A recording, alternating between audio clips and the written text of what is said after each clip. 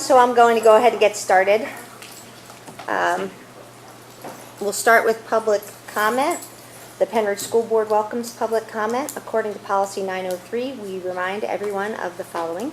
Public comment shall be limited to 3 minutes unless otherwise specified by the board. Participants must be recognized by the presiding officer and note their name and municipality. All statements shall be directed to the presiding officer rather than to individual board members, district employees, or members of the public. A speaker may speak once during each comment period.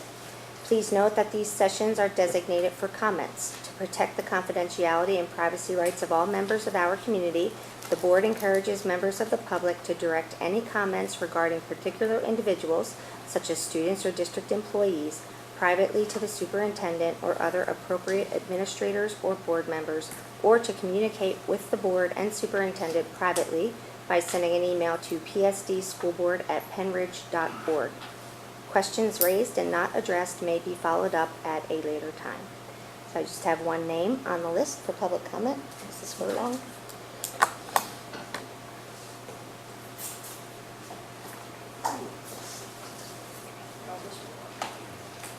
Please. There is no mic. No mic? Okay. Just project. All right, I'm going to use my outside voice. Yes. There you go. I have a couple of things. May the 7th, 2018, the issue of class rank was discussed in the curriculum committee. It is now 5 months later, and where are we on this topic? And well, this is not my wording, but somebody else's concern. What are we doing for the juniors in calculating? We knew that we had a messed up calculation for class rank, and it's 5 months later. Where are we with that? What's going on? Number 2, the 7th grade textbook for world geography says it was evaluated by a category of equity issues. That's on page 2 under rationale for purchasing the book. I would like to have that terminology explained so that the lay person can understand it, because I don't understand what that means. Number 3, 7th grade world geography textbook, same textbook.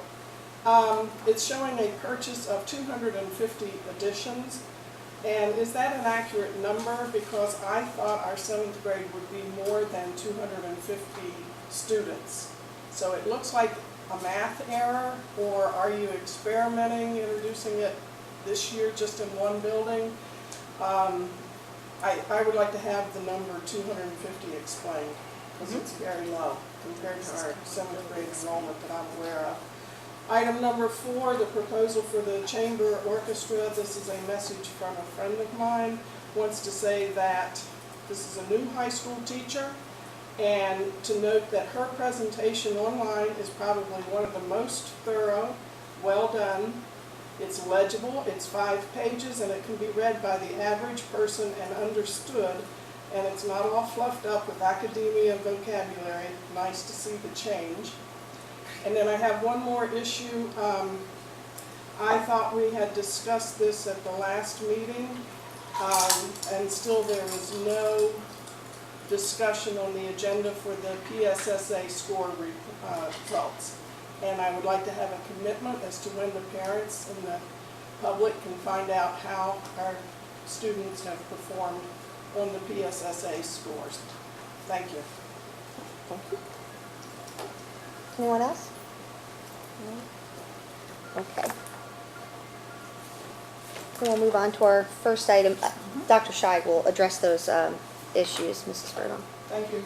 But we will move on to the annual information about summer school and camps. Yeah. I'm going to cut into it. We'll be Thank you very answering much. your questions as we present. Thank you very much. Sure.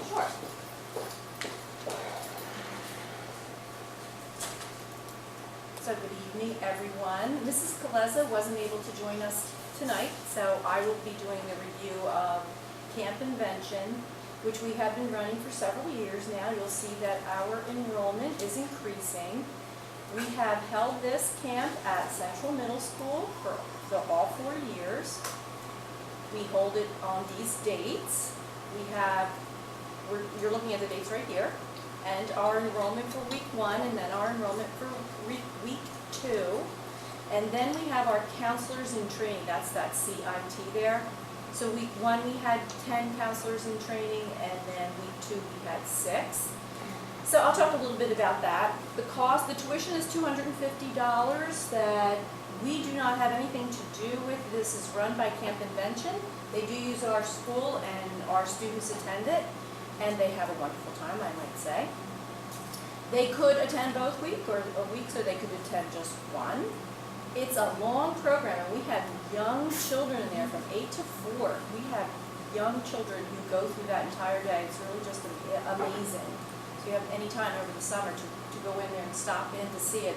Kids do a great job and they love it. It's really about innovation. It is run by our teachers. So one of our teachers runs it, is paid, all payment is through Camp Invention. The director and the camp instructors are Pennridge teachers, and then we're assisted by the high school leadership interns. Now, the interns have to go through a program online where they get kind of certified is what they do. And then it's formalized, and once they pass that and they have their certificate, they can put that on their resume. So it helps them too. And then we have our counselors in training, so they're a younger group. So the counselors in training, it enables 7th through 9th graders to participate in camp as a junior leadership intern. And what they do, they really get involved with the kids, and they're in there really assisting the children as they go through their work. So that's really the overview. Since there's no funding that comes through the actual district, we'd like to give you an update just particularly on the enrollment and let you know it's still really strong, and we'd like to continue with this camp again next year.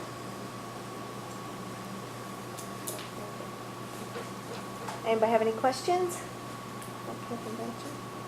Thank you.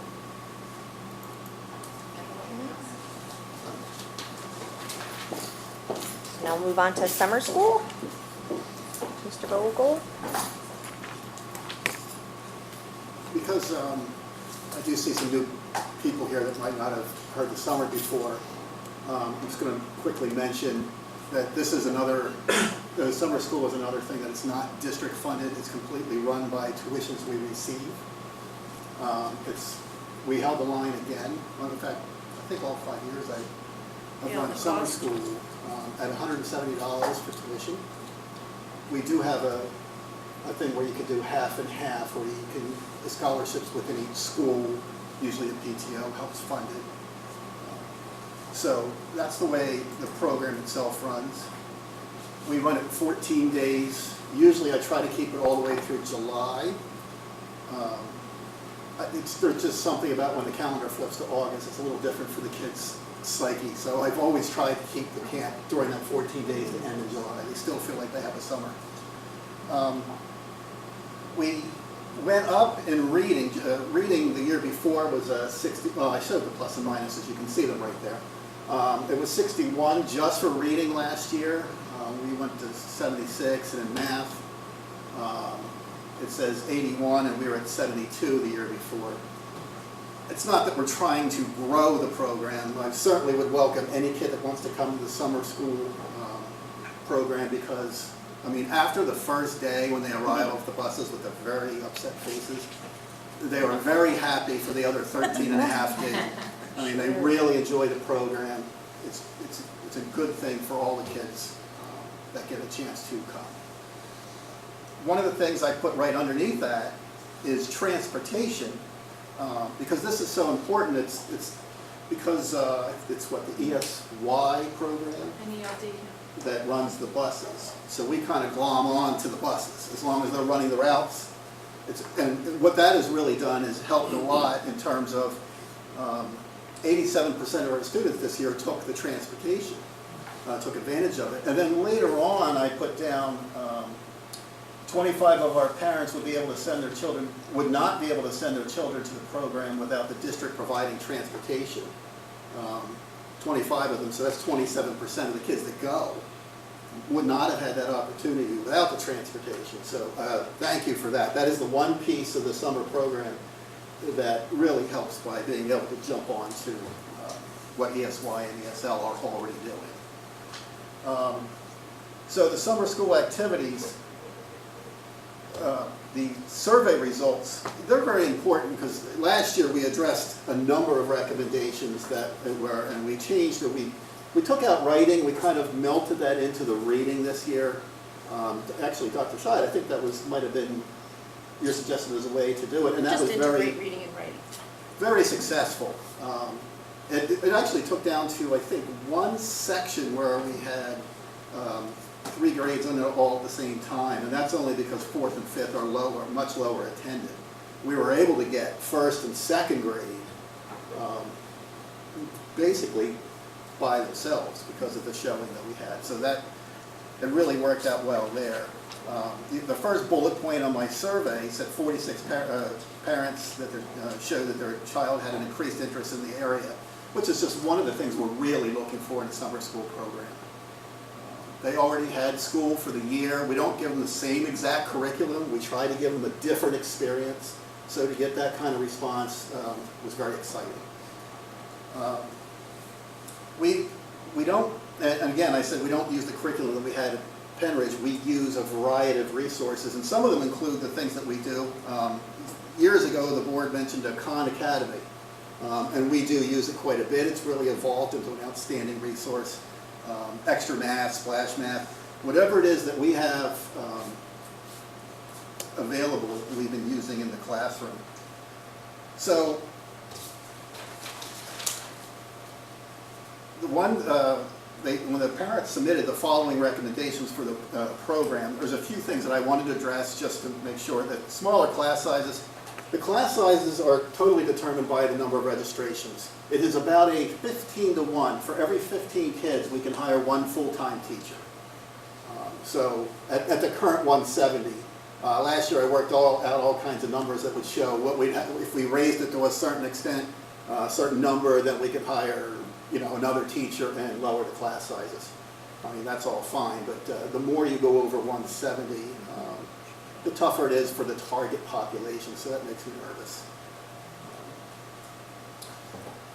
Extend the program into August. They've already kind of addressed that, and that's a personal feeling, and I think it's a valid feeling. The other thing, that transportation both ways for students only attending 1 session, well, that's tough. It would add a cost to the program because really we're totally dependent on ESY program. It's not something we're running. So can it be done? Yeah, it would be an exorbitant cost. Extend the school day. We get that every year, and I love that option. Although I think a 4-hour day is pretty good for the summer. And if they want longer or need longer, a lot of times they're recommended for the ESY, the Extended School Year program. So we're kind of like the in-the-middle program. So I'm not really, now I am handing this off to Matt Smith next year, Mr. Smith from Guth. And I will be sharing him some of these recommendations. The one that caught me this year was additional online programs, and I wrote down just simply, this may be something to look into the coming years. It may be something we might be able to do, although I am one, it's almost like a librarian doing everything digital. You want to hold on to a book. I'm kind of one that loves the experience of those kids coming there and being part of something.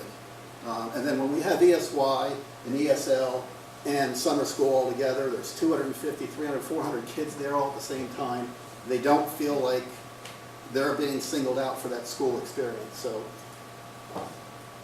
but the online thing may serve a niche. So I am going to suggest it to Mr. Smith as something to explore going forward. That was a new suggestion I hadn't had in the past. So outside of that, you see the salary expenditures. Some years we go a little bit over, make a little bit, and we're not looking for profit, obviously. Some years we go slightly under, so it's kind of a balanced thing. This year we were a little bit over. Like I said, 15 teachers per 1. We went about 3 or 4 over, which was not enough to be able to hire even a half-time. So I will hire a half-time teacher when we get enough, but we didn't get there this year. And as far as supplies, we spent another big grand total of $66 because most of the stuff we do, we have already available for all the students. So that's probably, I told you I was going to filibuster. Mr. Vogel, Yes. the feedback from the parents where it said provide reading options matching the student's interests, do you have any idea what that parent or parents were referring to? Well, in the past, years ago, and I don't know why that cropped up this time. We haven't had it in the past. In the past, it was because they were doing more of a curriculum-based type reading, whereas now we try to match interest and reading level with where they're at. And a lot of times in the summer school, we try to match, and this sometimes is a little tricky for parents. We try to go, because we're working, a lot of them that are going to the school have fluency issues. So a lot of times we might be a level below what their actually reading level is, so sometimes it looks like it's not high enough, not challenging enough, that kind of thing. But the teachers have access to the reading levels that are needed for this. Yes, and we use them. Okay, that's all I was Yeah. confirming, that they have. Yeah, the schools all give a data sheet to us. And so we work off of that, and then on the very first day, we give a little pre-assessment also and then the whole program we do is driven by what's identified on the student report and what we get from the pre-assessment, and then we just try to fit those needs. Thank you. Anybody else have any other questions for Mr. Vogel? This is my last time. So It's your last time. I won't put you on the spot why that is, but I was wondering if I think I might have asked this before about summer school, if we look back at the students after they've gone through summer school to compare to see what their growth is. I would love to. I'm curious about, to see. We'd have to kind of decide how we want to do that study and what would be the variables we want to actually measure. But if we can come up with a couple indicators that we feel like would measure, What would we be is it- measuring? I Well, wonder, that's what what, would we it would want? take I something. think We'd Yeah, to get a you'd little- have to talk about it, but it might help validate to other people. You can say students who have gone through summer school have experienced this level of growth. Yeah, so If they experience growth, which I assume they do. But, so, maybe something to consider. Yes. yeah. Your successor. Okay. No other Yeah. questions? I think I had another question, but I can't remember. That's okay. You know where to find me. Could you go click golf viewers and go to So right up to the do right, you want me to click just there, close that and and then then open click this? musical theater. Yep, there you go. You don't want to talk about that. No, I do not. Thank you. I'll answer that. I'm happy to talk about that. I'm Joyce Schellenberger, and on behalf of Kim Salino and my daughter Katrina Schellenberger, the tri-founders of this musical theater camp. First of all, let me thank you for the opportunity. We love having this camp with middle schoolers. We love that age group, and we love doing musical theater, so thanks for the opportunity. This is our second year that we provided this camp. We meet at Central just for 1 week during the summer. And this year we had 76 students. And the way we run the camp is in the morning, we divide up between 3 subjects. Everybody gets music with Kim. Everyone gets drama with me. Everyone gets dance with Katrina. So they are all going to cover those 3 areas, which are the 3 groundwork pieces of a musical theater production. Then we break for lunch, and they have some great social time, as middle schoolers are wonderful at having. And then in the afternoon, we provide electives. So there's additional staff that come on, and this year we had 2 of our costumers who came and did some work with them on mask making and wig making and how they provide costumes. There was an advanced choreography class and a beginner choreography class. Kim did some special vocal work with students that wanted to work on that. I did another drama class. We did some Shakespeare in the past. So it's just an opportunity for the students to choose an area that they'd like some additional work on. And before we know it, it's 3:30 and we're sending them home. At the end of the week, we provide a showcase so that the parents and their family members can come and see what they've been working on, and it's really great because the kids are so enthusiastic, the drama kids, so they throw themselves into this all week long. And it's really great to see what they can accomplish in just those few days. And we're hoping to be able to do this again next year. It's a wonderful experience, and I want to thank you for that. Do you have any questions or anything that you're wondering about what happens at the musical theater camp? You guys should come and visit sometime. It's a lot of fun. Do you have any questions first? The production at the end of that week was amazing. I still cannot believe it's 4 days and that performance, and there's so many kids. It's a fabulous show. So the work that you put in, I can't thank you enough. Thank you. And I know how much the students really, and I know how much you enjoy too. Yes, we But do. really, it's such a great opportunity for our kids. Yeah, and we've seen the payoffs in our programs. When the kids come to camp, they come back more confident in the fall. And sometimes they do just because they're a year older, but our kids that are coming to camp are just coming in, they have renewed skills. Another piece of it that we really like is this, I'm sorry. We have incoming 6th graders. So those kids get to interact. We break one morning before we start. We get all the South kids together, we get all the Central kids together, we get all the North kids together. So the kids that are currently at that middle school can give those incoming 6th graders, first of all, faces to recognize in the hallway. Oh yeah, I went to camp with you. I'm not the only one in the school that doesn't know anybody. And also they kind of tell them what it's like tips for the first day of school and how to survive, and also tell them a little bit about what the drama program at their school is like. Also because we had wonderful high school students who have been in our programs who came to serve as counselors. They took the 9th graders, the graduating 8th graders, and did the same thing with them, met with them, talked to them about the drama program at the high school. And that was just something that we went, hey, while they're here, why don't we do this? And so it was a really nice piece of it that they all look forward to. They asked this year, they were like, are we going to get together and do that like we did last year? And so they really feel the benefit from it too. So I'm really thankful we had this opportunity. So thank you again for letting us provide that. Thank you. That's a great. Next one.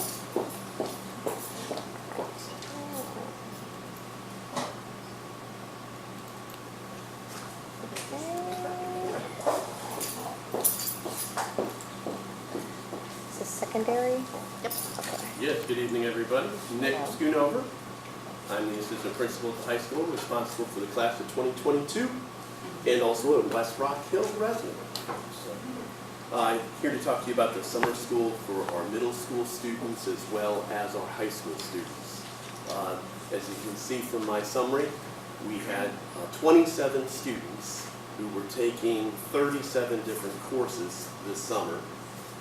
We run that over a 5-week period, the end of June to the end of July. And basically you can see the breakdown there of the different subjects that they took.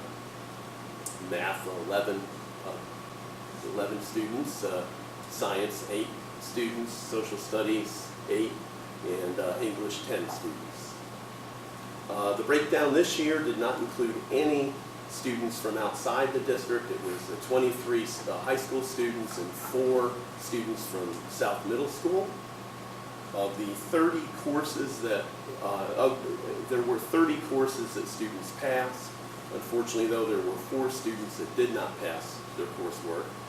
That was largely due to a lack of pace, accuracy with their work completion, and even though the teachers would be in contact with parents on a weekly basis, myself being involved with contacting parents on a weekly basis, and really in all essence daily trying to motivate those students, we still had 4 of them that didn't make it. We scroll down a little bit further here. You'll see the financials related to this. The amount of tuition has not changed in probably 7 or 8 years. The tuition collected from parents was $3,800. Amount paid for our teaching staff, $2,787.50, which left a revenue of $1,012.50. The teachers, we have 2 very excellent teachers that are working with me this year. Fred Froelich is somebody some folks may recognize. He's a 1994 graduate of Pennridge and is a full-time teacher down in Norristown School District, working in all of the subject areas as we broke things down. Math-wise, Kate Granatino has been with us for a couple of decades now as one of our math teachers, and She worked with pretty near all of the math students and a couple of the science students. Course offerings wise, as we look towards 2019, for the high school, we're going to look towards remaining the same, with what we're offering. However, on the middle school level, the Apex computer courses that we offer have now expanded, gone from the beta version to the real deal, and now have expanded off into middle school. We are going to continue to look towards using our existing resources and programs for 2019. However, we're recommending that we purchase 5 additional seats with Apex to help accommodate our middle school needs. We still had to remain with paper packets this year, just because of the fact we didn't have enough seats available with Apex to be able to accomplish having our middle school students involved with them as well. That 5 additional seat factor will be $1,000, but surplus-wise, as you can see with revenue, that $1,000, $1,250 easily will accomplish things this year. And, if you look at our numbers over the past few years, we generally will have surplus from every summer school. And that is my summary for this year. Any questions? Anyone have any questions? Is this summer school optional? They choose to go? They could choose to go, yes. The guidance counselors for all middle schools, we get notification out to area schools, which, would include the surrounding public schools, along with Lansdale Catholic, Christopher Dock, and we'll notify them. And basically, the kids' guidance counselors will contact those individual students in June, and it's optional. Yep. So for the Apex, they would be taking their summer, or they would be taking the summer courses through Apex instead? Well, to be clear on that, we have our 2 teachers that are there 3 hours a day, Tuesday, Wednesday, Thursday, June through the end of June through the end of July. Those are 3 hours a day. However, because Independence Day falls on that second week, we buck into 3 additional hours in that last week. So you're talking 3 hours the first 4 weeks, and then you're talking 4 hours that last week. But basically, you've got teachers that are there available every morning, from 8 to 11 for that 5-week stretch. And the students have the ability to be able to work on the Apex course at home, and then have that direct support from the teacher here. It works a lot nicer. We piloted that 3 years ago, and it just works really well as opposed to the old paper packet system that we had for a long time. So do they have a separate teacher? Can you speak up, please? Oh yeah, sure. Do they have a separate teacher for the Apex then also? So they have a teacher for No, Apex it would and be for us? So a it's just- teacher. It's the individual teacher listed there, Mr. Froelich or Ms. Granatino, that would work with those students. Okay, so So- it's just an online resource for them to access the materials through Apex? Yes, not they separate? would basically they're going to be signing up for that individual course that they failed, and then they'll be given access to the Apex course first day, and then they'll be working with the teacher and that course in tandem to help bring that kid through. Can I answer that? Sure, go ahead. There's not a teacher associated with the comprehensive courses for the summer. So there is just one teacher, it's us, so it's the coursework. So you pay for the Apex whether or not, so does every student end up using it then? Yes. Oh, Yes. and is 27 students, is that a normal? We number? run, it just depends on the year. And it just really, this was an off year for us to not have non-Pennridgers. We'll usually have a non-Pennridger along the way too. It just happened to be that it was just our kids this year. We've had Christopher Dock, Yes. we have. Sallerton School District. Yes. But there are This is the certain, first year, at least since I've been here, where there weren't outside school districts. yes, and those are the I two don't know if they're main, running those are another the two program. main outsiders.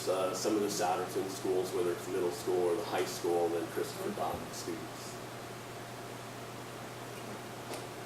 Anyone else have any questions? Thank you. Good to see everyone. Thank Can you you. click off? Yes, I sure will. And click on the next one? String Now we're band. doing string band and camp 2018, right?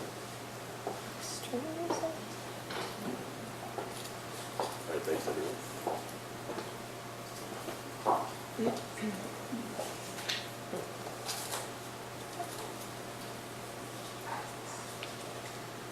All right, we'll start with the string camp. Our 6th annual string camp was held July 16th through 19th at Central Middle School. We had 35 students in grades 4 through 8 attend, and in that group there was representation from all 7 elementary buildings and all 3 middle schools. The camp consisted of 2 orchestras, elementary and middle school, and each orchestra rehearsed daily for 75 minutes and learned a varied repertoire of music. This year's camp included Latin, rock, funk, and pop styles. The culminating event was a concert performance held the last day of the camp, and afterwards the students enjoyed celebrating all their hard work with a popsicle. Regarding the cost analysis, it's down here for you, and you'll see that the camp did fund itself. All right, moving on to summer band camp.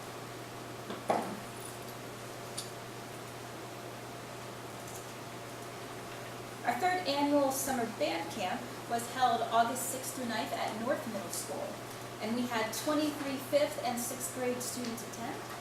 The students formed one ensemble that rehearsed daily for 90 minutes, and this year the teachers decided to focus on one genre of music for the camp, and that genre was jazz. In addition to making music, the students enjoyed participating in theme days throughout the camp.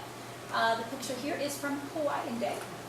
The kids also enjoyed Crazy Sock Day and Pennridge Pride Day. The culminating event was a concert performance on the last day of the camp. No popsicles for that?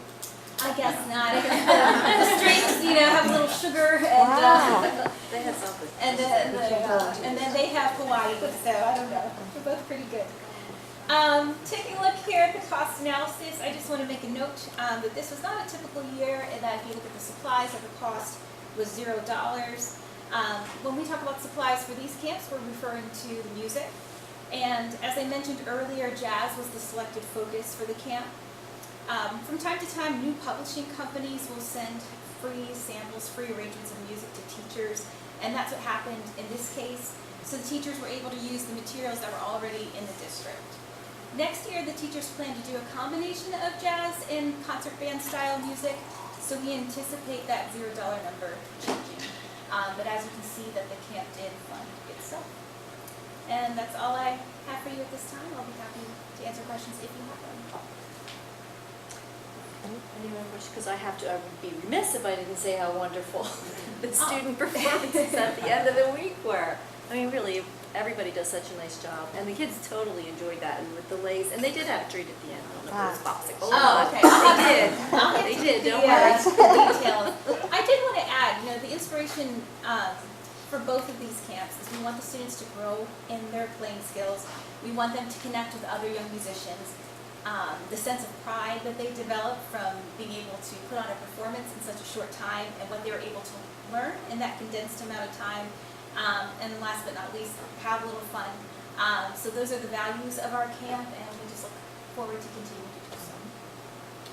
Thank you. Great job. Did you Oh. say both of yours? Okay. Except yours. Except one. Okay. Oh. So I'll go. Okay, thanks.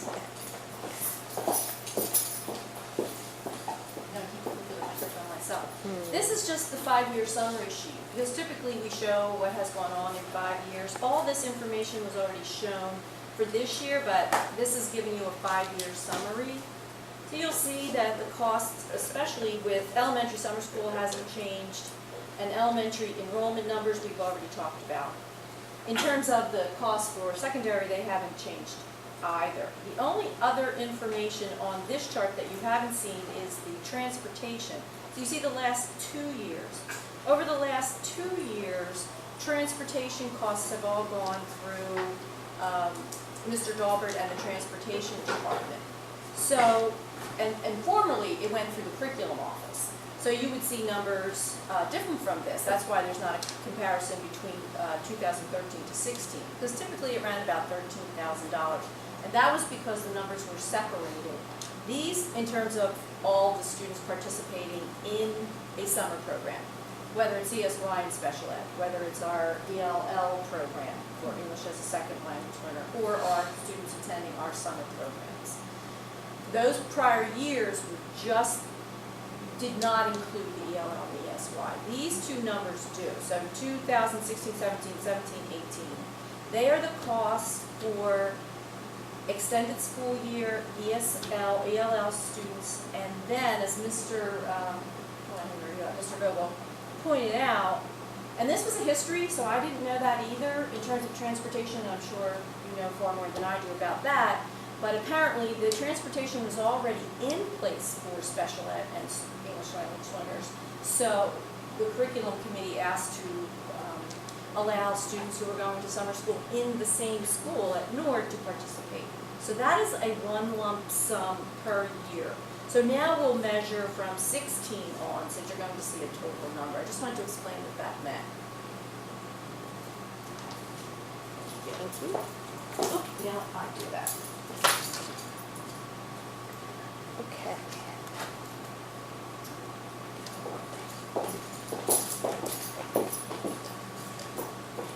Hi, everyone. Hello. I'm going to go over the pre-K MOU that we have up for committee. So the pre-K MOU is a product of our new federal regulations coming out from Pssa.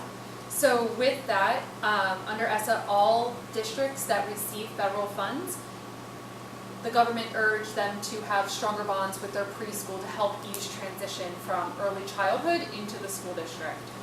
The Bucks County Intermediate Unit decided to make a county-wide MOU because the #1 partnership that they have is with the Bucks County Headstart and also then surrounding preschool providers. So when you look at the purpose here, it states that the MOU, which is the Memorandum of Understanding, is to describe the responsibilities of each agency and provide guidance and coordination and cooperation between the district, the Headstart, pre-K providers, and local early childhood centers. Really what we're looking to do is to establish communication and share information such as assessment results, health records, a lot of things that we already do with registration in general here. And then also we had a pre-K3 grant that was run by Mia DiPaolo, and a lot of the great relationship building and bonds that have occurred with our preschool providers locally, we're able to capitalize on this. Really what this does is put in an agreement to say that we're going to have regular communication with our preschool providers. We're also going to establish relationships. So this year, each elementary school is getting one preschool provider that they're reaching out to, that a lot of their students feed into their elementary, to have conversations about transition, the principals reaching out to the director, getting to know them, letting them know what we're doing in kindergarten here at Pennridge, and then also letting the preschool teachers share what's going on in the pre-K world that is going to end up going into a Pennridge elementary school for kindergarten. So the 4 buckets is the sharing of the information, channels of communication, and then also coordinating with parent meetings. So right now with Title I every year, our title buildings invite all preschool providers. We actually get a list from registration of anybody who's registered with Pennridge that has gone to a different provider, and we invite them every year to come to professional development. This past year we worked on early childhood developing number sense in young children. The year before that we worked on fine motor skills. So we'll continue to offer PD, and then also this year our kindergarten teachers have elementary pathways, which is their after school Wednesday session. One of those sessions will be devoted towards we're going to invite preschool teachers there and for the kindergarten teachers to meet, discuss, and share sort of just some best practices, get on the same page, and just share some great information and report. So that's the main gist. Each page of this sort of just goes into a little bit of detail of what each 4 buckets are. It lies out saying what it is and then who's responsible for it. So when we're looking at systematic procedures with the Head Start and preschool providers, we're getting lists of students that are coming in. We're gonna say who's coming in to kindergarten next year, who's kindergarten age, what schools will they be attending, and starting being able to have early contact with those parents. And then also student records also get sent at the end of the school year, and that occurs also with our registration. The other thing too is that we're building more of a clearer communication. We're thankful that the Bucks County Intermediate Unit oversees our Headstarts. So there's a nice rapport and point of contact with our Tender Bridges Association from the IU as well. PD, I talked about a little bit, which is number 2. And that involves us inviting the preschool providers and then also the Tender Bridges Advisory Council. And the third one is this coordinating services and communication. So this is where principals, all of our principals have been reaching out to at least one private preschool provider that they have as a feeder school that they know a lot of their students come to, introduce themselves to the director, and have offered to come over and read a book to the school, get to know the director and the teachers there so that there's better rapport between the two. And the last one is family engagement, which is number 4. Oh, sorry, there's 5. Yeah. So second to last one is family engagement. So inviting the preschool families and looking at kindergarten screening. This year was the first year that we were able to conduct kindergarten entry screenings for students, so families were able to bring in their kids and get some baseline assessments and data and get to know about their students a little bit more before they started the school year. We'll continue that. And then also, if there's any special needs arising for a child or a family, that we'll have rapports with our preschool providers to help make that transition and ease them into school better. And the last one is curriculum instruction.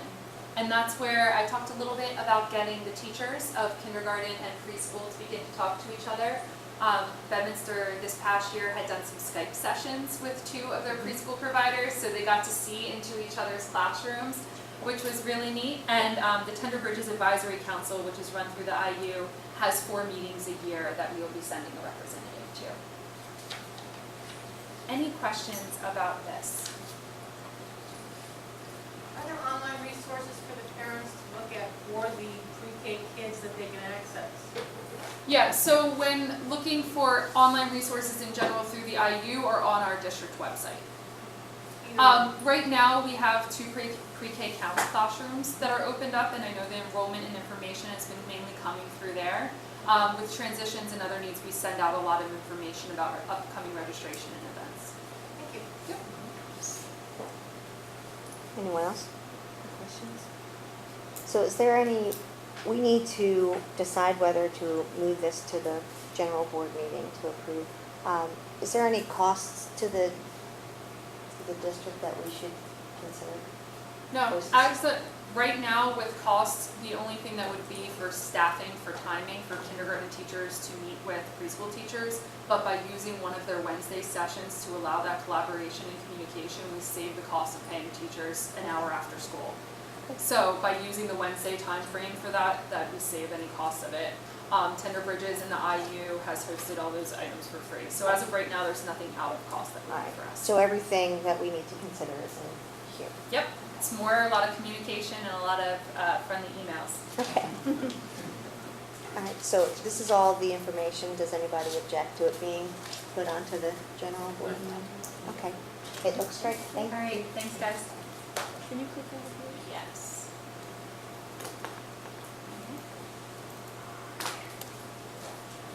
So now that we're moving on to the 7th grade textbook proposal with Mr. Robertka.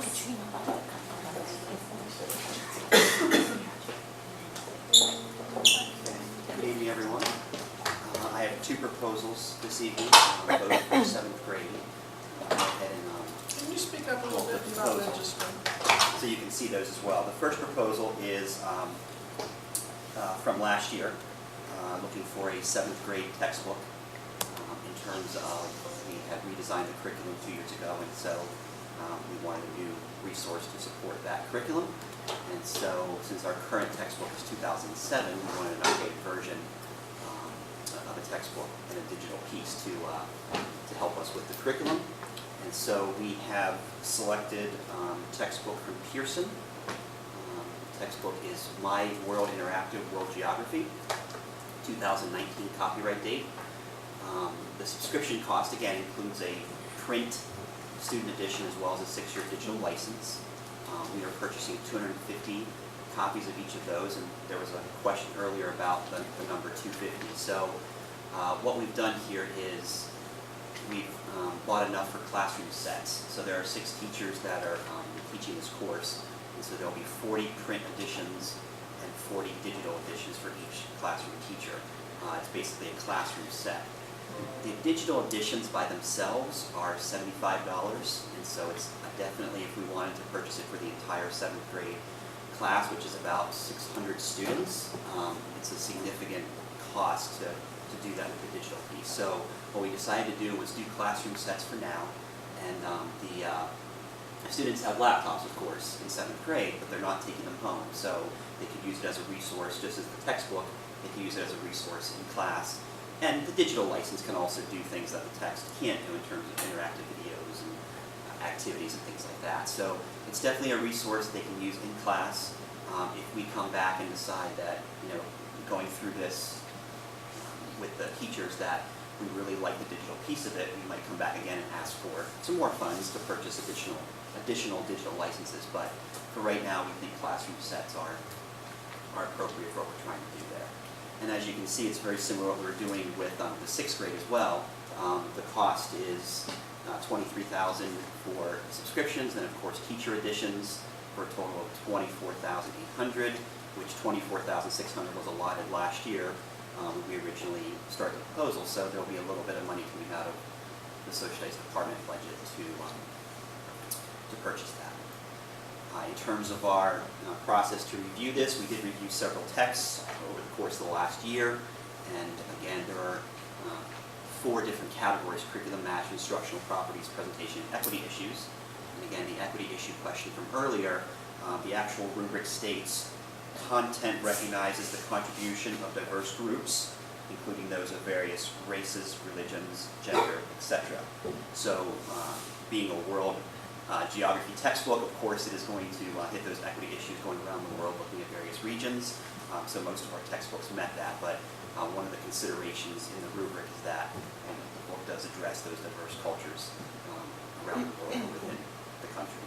So that's why Pearson also has some really, in terms of the teacher edition, has some really good depth of knowledge questioning, has some good writing through journals, so it helps us with the literacy component, and it helps us with some of those aspects as well that teachers can use with the teacher edition. So I think the text will support our curriculum very well and help us to move forward with that. So that's the textbook. Are there any questions about 7th grade text? Can you see Oh, cool. so there's a class set of the digital and a class set of the regular copy? So the plan is for the kids not to access either at home? Is that correct?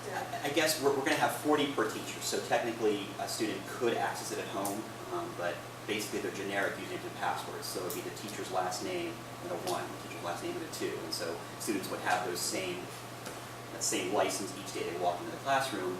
And because we have classes of 30 to 35, with 40 students could use it with IEPs, 504s, they could access it at home if they needed to, or if there was a special project. But essentially they would use the same username and password each time they would come to the class. So it's literally a classroom set of digital licenses. That's the intention.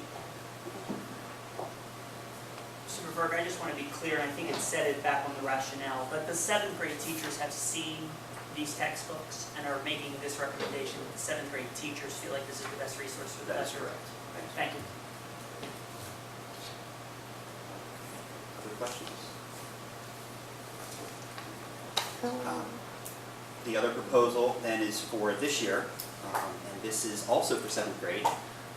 We really wanted to get some resources for our 7th grade teachers.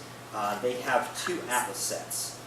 One is a desk atlas, and one is called Our World Today, which is also, there you go, World Atlas as well. Now, our current copyright date are 2006, 2008. So again, we're looking at about 10 years old here in terms of the boundaries and the maps. So we need to update those resources. And again, teachers have been very happy with the resources that we have. The desk atlas, of course, just to work through, various activities through that. And then, of course, the other world atlas, which actually has maps, like placard maps that you can put markers on and things like that. So they come in 2 sets, and I'll go ahead and hold this up as well so you can see this one.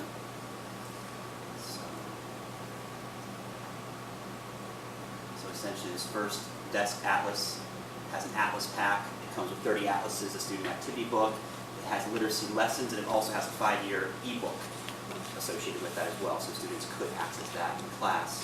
The literacy lessons are basically information literacy in terms of using, map skills, geography skills, themes of geography, things of that sort. And then just to get some extra atlases, just like we said, to try to get 40 per class. If teachers have extras, so students can take some home, they can sign them out, just to have some extra atlases per class. So the desk atlas is $4,794. And then, of course, our World Today. This program includes the atlases, plus the activity maps, plus the markers, plus a teacher's guide, which also, again, those information literacy lessons. Some extra atlases there students can use. And that program cost is $55.50. And again, program improvement budget for that.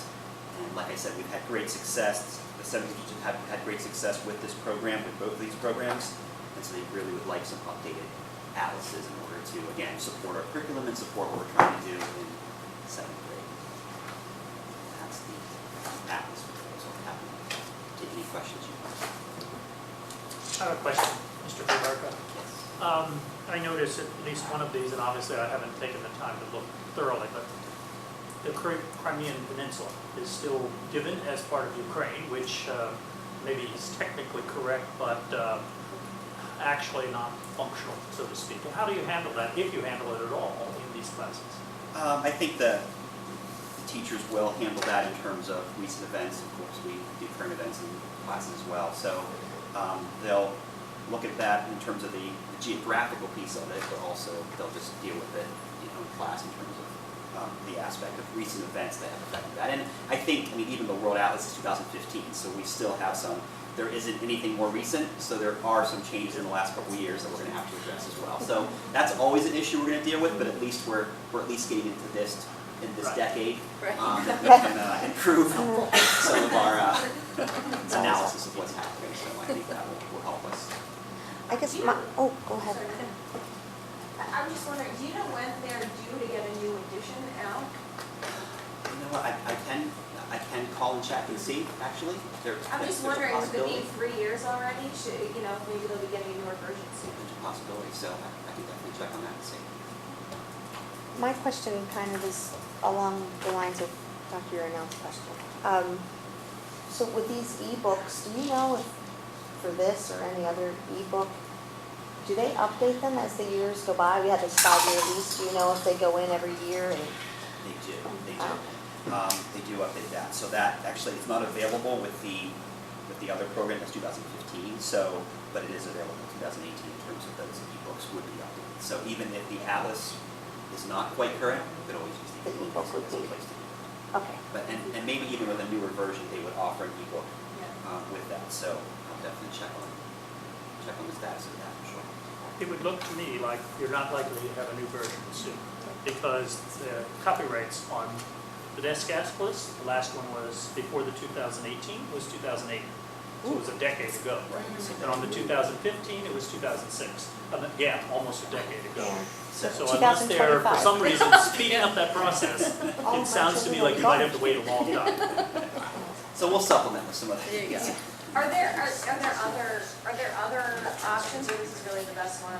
Again, there are options out there, and there are free versions as well. We can use Google, we can use those things, but I think it's nice to have a publication that students can turn to as well, using the atlas versus trying to always go online with some of those. So we can definitely supplement, but I think the teachers really wanted to have something concrete in class that can teach the students as a resource. Again, as a resource, just like the textbook, it's another resource we can use with the students to support our curriculum. I can chime in on that.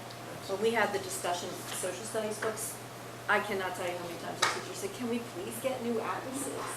They really do use them, they're not in good Oh, yeah. condition, and yes. I just The meant, teachers are I wasn't sure if there were other ones that were more up to date than 2018. Okay, so if no one's opposed, we'll move these two. the 7th grade textbook and these atlases. Board, okay? Thank you.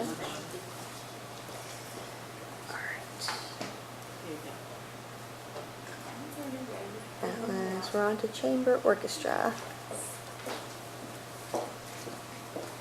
Exciting.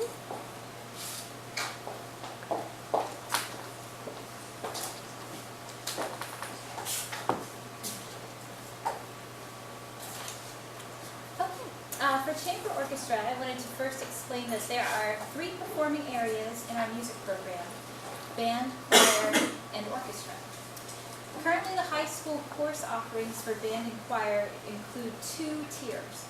One is a general ensemble that focuses on developing fundamentals, and the other is an auditioned ensemble for advanced students who require a higher level of musical challenge.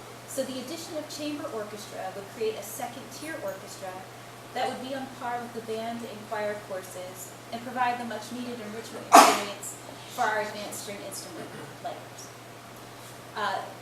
As far as a course description, a summary of that is it would be a full year course open to students in grades 10 through 12 by audition, and students will study at an advanced level orchestral repertoire, playing techniques and performance skills on their string instrument, music theory concepts, music history integration, composition, improvisation, and there will be multiple performances throughout. So that is the short sound bite for you. And I'd be happy to answer any questions you have about this proposal. Dr. Bolton, were you about to ask I something? have 2, but I'd Oh. like to go first if people have other questions. You can go Is this first. strings only, or is this a symphonic orchestra? It will be a string orchestra. Okay. And why 10 through 12 if it's audition only? What's the thought process for not having incoming 9th graders be able to audition if they are good enough to make the ensemble? I think that's to run parallel with what the band and the choir programs already do. Okay. So I think that's just to be equitable across the That their select department. programs are 10 through 12 as well? Yes. Audition based? Yeah. Okay, thank you. How many students do you have in orchestra currently? Ms. Gario? 46. 46. So you don't think this will cannibalize both of our programs? I mean, that would always be my concern, that you have probably, for the most part, the same population competing for these 2 courses. So, as far as the high school string players? Yeah, absolutely. So right now, there's one orchestra, and it has grades 9 through 12. And you can imagine a freshman string player from a senior string player. It's quite a bit of difference of skill level. So what we want to do is be able to provide a course for either advanced sophomores to be able to learn music at a deeper level. I believe the plan is, if we look kind of further down, like where you see the concert cycle, and Ms. Gabrielle, correct me if I'm wrong, is that the students who participate in the chamber orchestra course would learn the full string orchestra repertoire in addition to their own repertoire. So we aren't dividing the group that currently is in existence now, but what we're doing is we're providing an additional enrichment opportunity for the students that need it. Chamber, by definition, is for a smaller group of orchestras, the French word for a group. That's where it comes from. The other question I have is in the section on staffing implications. It talks about adjusting the balance of the full-time orchestra teacher that is stationed at the high school each day. It sounds like you don't expect to add staffing, but how does that impact what goes on at the middle and elementary school levels in this program? That's a great question. Currently, well, in discussions with David Lebowski, he is saying that this course could be scheduled either periods 1 or 3, that those are the possibilities. So currently that would fit in with the high school orchestra's teacher schedule as far as being able to teach the 2 orchestras in the morning and then be able to mid-morning leave and head to the elementary buildings. It will be a very full schedule. Yeah, that's We're working very, very hard, but we really believe in the importance of creating equitable opportunities at the high school for all of our musicians.